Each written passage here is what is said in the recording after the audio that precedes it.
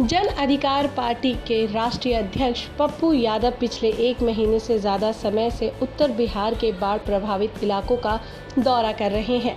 जी हां, लोगों की परेशानियों को वो सुन रहे हैं। इसी क्रम में रविवार को पप्पू यादव मुजफ्फरपुर पहुंचे। मुजफ्फरपुर के बोचहा प्रखंड के आथर गांव में उन्होंने बिग बॉस सीजन 12 के फाइनलिस्ट दीपक ठाकुर से मुलाकात की।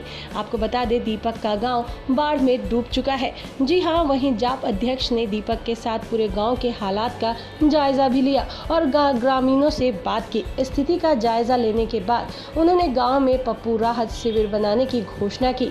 शिविर बनाने के लिए पप्पू यादव दीपक ठाकुर को 50,000 रुपए की आर्थिक मदद करेंगे ताकि बाढ़ से प्रभावित लोगों की मदद की जा सके।